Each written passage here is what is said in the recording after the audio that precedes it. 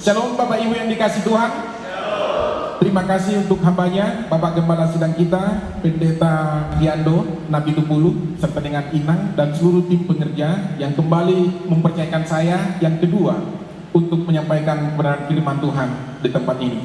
Kalau yang pertama saya datang sendiri, kalau yang kedua kali ini saya didampingi oleh istri saya, Permata Rosninta Sianya Boru Manado, Boru Niraja Isian Dodok Sanggul. Bapak Ibu, selama ini dia bertugas di Kejaksaan Negeri Jakarta Barat. Puji Tuhan, sudah 2 minggu dia bertugas di Kejaksaan Negeri Simalungun, dan saya sendiri tadi telah disampaikan oleh Bapak Gembala menjadi Ketua PN di Kota Pematang Siantar. Bapak Ibu saudara yang kasih oleh Tuhan, saya akan berbicara hari ini tentang bagaimana kita bisa menjaga hati. Dan nanti untuk ibadah yang kedua saya akan sampaikan nanti bagaimana keluarga bisa eksis di tengah-tengah masa sukar. Bapak Ibu, pertanyaan dalam kehidupan kita hari-hari ini di masa COVID-19, di masa pandemi yang begitu menakutkan, menggerogoti seluruh kehidupan kita di seluruh dunia. Bagaimana kondisi kerohanian kita hari-hari ini?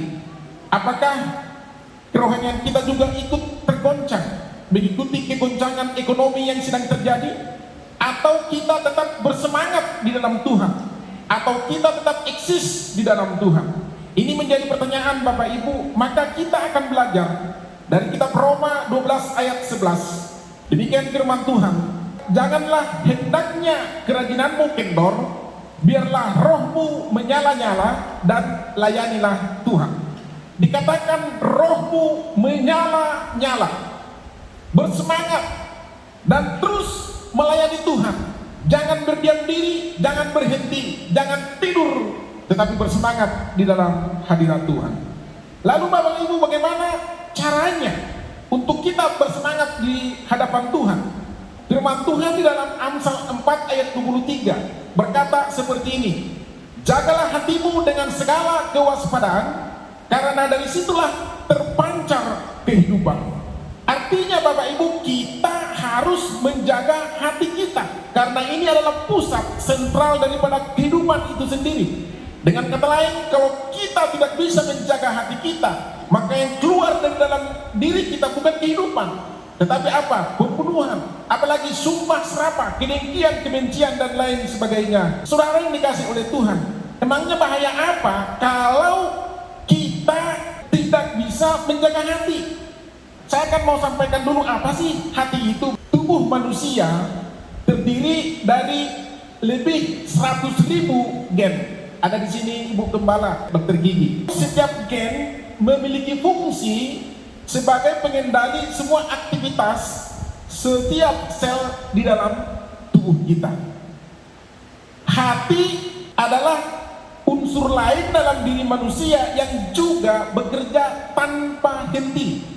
Artinya secara kontinu, secara terus menerus memberikan instruksi, memberikan perintah kepada kita tentang bagaimana seharusnya kita bersikap, bagaimana kita seharusnya memutuskan, bagaimana seharusnya kita bertindak. Hati dalam konsep Ibrani adalah pusat pengendalian sikap dan keberadaan seseorang. Mencakup yang pertama akal budi, kemudian yang kedua perasaan, dan yang ketiga kehendak. Firman Tuhan tadi berkata, jagalah hatimu dengan segala kewaspadaan, karena dari situlah terpancar kehidupan. Saudara, hati kita mencerminkan siapa kita. Cantik atau tidaknya kita, ganteng atau tidaknya kita, tidak ditentukan penampakan luar wajah kita, karena wajah bisa menipu. Tetapi Bapak Ibu, siapa kita ditentukan oleh hati kita. Ada orang berkata inner beauty, kecantikan yang berasal dari dalam. Saya tidak terlalu ganteng menurut ukuran manusia, karena gigi menonjol keluar, hidung menonjol ke dalam, Bapak Ibu. Tetapi Bapak Ibu, apakah orang-orang nyaman, senang, dekat-dekat dengan saya walaupun saya tidak terlalu ganteng? mereka nyaman, tenang bersama-sama dengan saya, senang mendengarkan saya, maka hati saya itu sebenarnya memancarkan kehidupan bagi mereka. Kalau hati saya memancarkan kebencian, ini hati dengki, perseteruan, seganteng apapun saya, mereka akan cepat-cepat berlalu dari hadapan saya. Yakin dan percaya. Maka periksa kehidupanmu. Mengapa orang tidak bisa duduk dekat-dekat denganmu? Masalahnya di mana? Bukan karena kamu tidak ganteng, bukan karena bajumu tidak bagus, tetapi periksa hatimu seperti apa. Hati tidak berbohong, namun hati dapat memerintahkan kita untuk berbohong. Maka ada di pengadilan namanya sumpah palsu. Dia sudah diperingatkan oleh hakim untuk tidak berbohong, tapi dia sanggup untuk berbohong, mengelabui kebenaran untuk kepentingan seseorang. Hati tidak bisa membunuh, tetapi hati bisa memerintahkan seseorang untuk membunuh, Bapak Ibu. Di Siantar ada kejadian seorang ibu rumah tangga yang sudah tua dibunuh oleh karena masalah-masalah sepele. Hati adalah perangkat lunak, software dalam komputer otak manusia yang dapat memprogram kita berbuat seturut dengan kehendaknya. Luar biasa Bapak Ibu. Hati ini, hati adalah sumber mata air. Kalau sumbernya keruh, maka air yang dialirkan juga akan keruh. Sebaliknya, kalau sumbernya jernih, maka air yang dialirkan juga adalah air-air kehidupan. Amin Bapak Ibu. Maka hati kita sebagai sumber kehidupan harus kita jaga. Saudara yang dikasih oleh Tuhan, hati juga adalah sumber dari segala keinginan dan keputusan. Apa hari-hari ini menjadi keinginanmu, sesungguhnya itu beranjak dari dalam hati. Matius 15 ayat 18 sampai 19. Tetapi apa yang keluar dari mulut berasal dari hati, itulah yang menajiskan orang. Karena dari hati timbul segala pikiran jahat, pembunuhan, perzinahan, percabulan, pencurian, sumpah palsu, dan hujat. Dan itulah yang menjadi tugas pokok kami menghadapi orang-orang yang demikian. Masalah mereka di mana? Di dalam hati mereka. Mereka gagal mengendalikan hatinya. Akibatnya dia melakukan tindak pidana, harus dikerengkeng di dalam penjara. Yohanes 10 ayat 10b dikatakan, pencuri datang untuk mencuri, membunuh, dan membinasakan. Tapi Yesus berkata, aku datang untuk memberikan mereka hidup, dan hidup di dalam segala kelimpahan. Kita harus menjaga supaya hati kita tidak dicuri, tidak dibelokkan oleh iblis. Bagaimana cara iblis mencuri hati kita? Yesus sendiri pernah dicobai oleh iblis sebanyak 3 kali. Yang pertama, iblis berkata dalam Matius 4 ayat 3, jika engkau anak Allah, perintahkanlah supaya batu-batu ini menjadi roti. Artinya apa? Iblis mau mencuri hati kita dari hal-hal yang sifatnya jasmani. Waktu itu Yesus baru selesai berpuasa, tentunya lapar. Iblis berkata, perintahkanlah supaya batu-batu ini menjadi roti. Yesus tidak tergoda dengan perkataan iblis. Yesus berkata, manusia hidup bukan hanya dari roti saja, tetapi dari firman Allah. Yesus menjawabnya dan menanggapinya dengan firman Tuhan. Hal yang kedua, dalam Matius 4 ayat 6, jika engkau anak Allah, jatuhkanlah dirimu ke bawah, sebab ada tertulis mengenai engkau, ia akan memerintahkan malaikat-malaikatnya, dan mereka akan menantang engkau di atas tangannya, supaya kakimu jangan terantuk kepada batu. Bapak Ibu, dicobai juga dalam hal ketenaran, unjuk gigi, dan kesombongan. Bapak Ibu, Yesus juga tidak mau tergoda, tidak mau tertipu oleh perkataan iblis. Dan yang ketiga, Matius 4 ayat 8 sampai 9, iblis memperlihatkan semua kerajaan dunia dengan kemegahannya dan berkata kepadanya, semua itu akan kuberikan kepadamu jika engkau sujud menyembah kepada aku. Yesus berkata, hanya kepada Tuhanmu lah engkau sujud dan menyembah. Bapak Ibu, hati kita juga bisa dicuri oleh iblis melalui kekayaan dan kekuasaan. Lalu pertanyaannya, apa yang harus kita lakukan? Saya mempunyai cerita, pernah membaca sebuah buku, Lomba Pacuan Anjing, di sebuah negara bagian Florida, Amerika Serikat. Sebelum masa perlombaan, maka anjing-anjing ini Bapak Ibu disuruh mengejar seekor kelinci.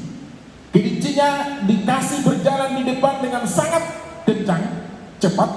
Maka anjing-anjing pelomba akan disuruh mengejar. Yang pertama mendapatkannya akan memakannya, mengkoyak-koyakkan tubuh kelinci itu.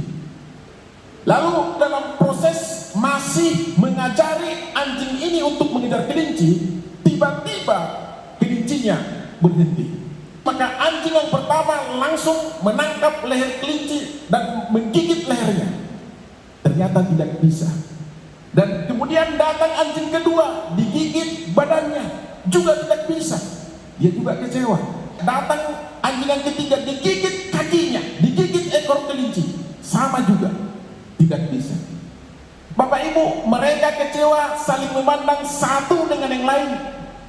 Masalahnya, mengapa anjing-anjing itu tidak bisa menggigit kelinci itu? Karena ternyata kelinci itu adalah kelinci palsu yang digerakkan oleh sistem mekanik.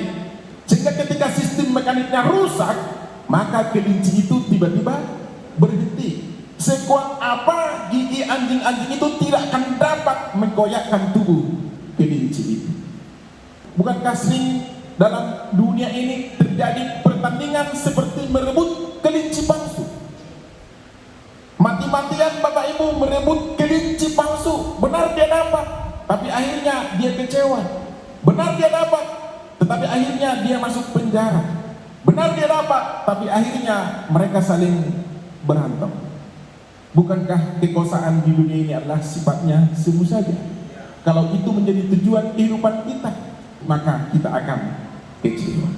Tujuan kehidupan kita harus kita pastikan untuk merebut mahkota panggilan daripada Tuhan, surga yang mulia. Amin Bapak Ibu. Bapak Ibu sekasih Tuhan, firman Tuhan dalam Amsal 4 ayat 12, ada jalan yang disangka orang lurus, tetapi ujungnya menuju maut. Ujungnya menuju kekecewaan. Seperti kata orang Batak, niripu parhunikan HP pergadongan, niripu persaulian HP hamagoan. Tapi jemaat Tuhan di sini tidak ada. Amin Bapak Ibu. Jemaat Tuhan di tempat ini adalah orang-orang yang memastikan tujuan kehidupannya, yang bisa menjaga hatinya, sikap siaga dalam menghadapi segala bahaya dan ancaman yang datang tidak terduga. Bapak Ibu, bagaimanapun bentuknya.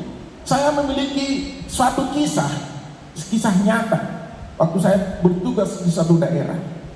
Ada seorang menantu tega mencabai wajah mertuanya, menaruh cabai yang digiling di pasar, cabai merah Pak Pendeta, disapukan ke wajah mertuanya. Bagaimana ceritanya bisa terjadi seperti itu? Suatu ketika menantu perempuan ini belanja di pasar, kemudian datang mertuanya. Ketika datang mertuanya, dia ambil cabai yang digiling di baskom, disapukan ke wajah mertuanya. Bapak Ibu tahu, cabai itu juga dekat bumbu merica dan lain sebagainya, ada tanas begitu pedasnya, apalagi campur andaliman. Mertuanya meraung-raung kesakitan, tidak bisa melihat. Maka orang-orang yang ada di dekat kejadian langsung mengambil air ikan mas. Bapak Ibu tahu air ikan mas baunya minta ampun, karena ikan mas itu kencing di ember itu Bapak Ibu.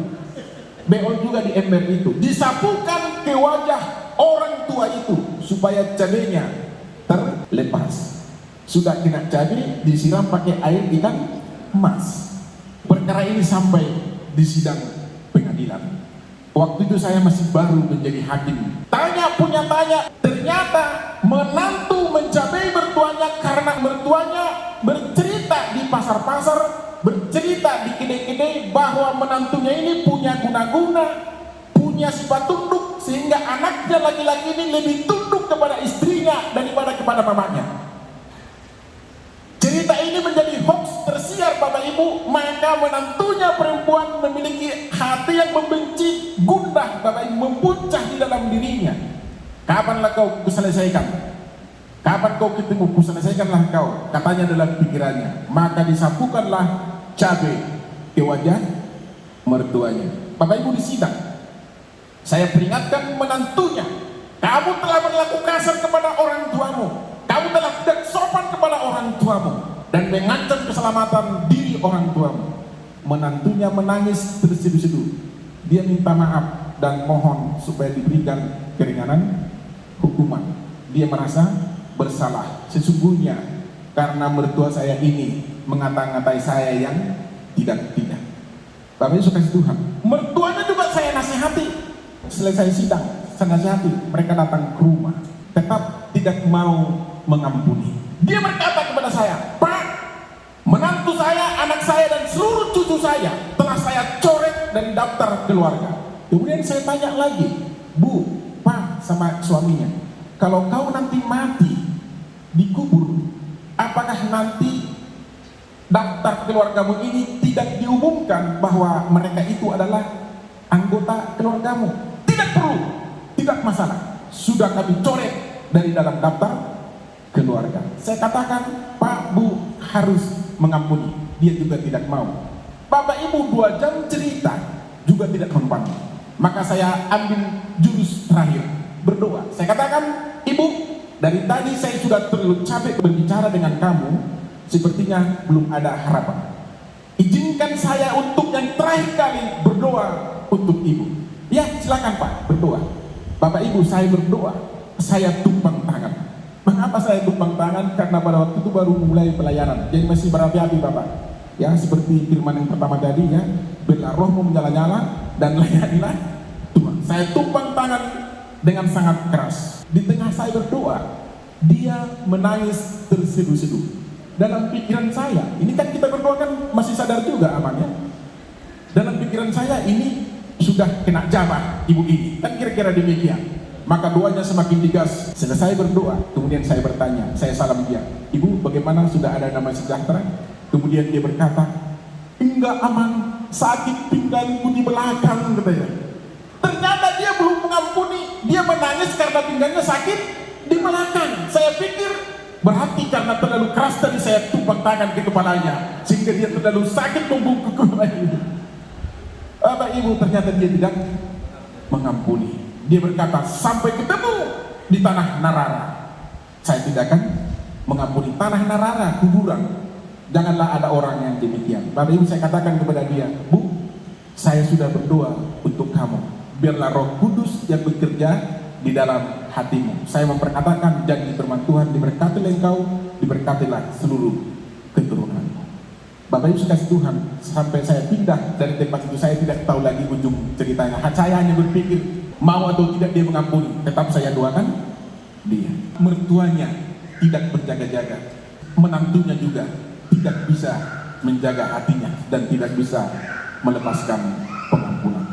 Saudara, 1 Petrus 5 ayat 8, sadarlah dan berjaga-jagalah, lawanmu si iblis berjalan keliling seperti singa yang mengaum-aum dan mencuri yang dapat ditelannya. Seperti singa yang mengaum-aum.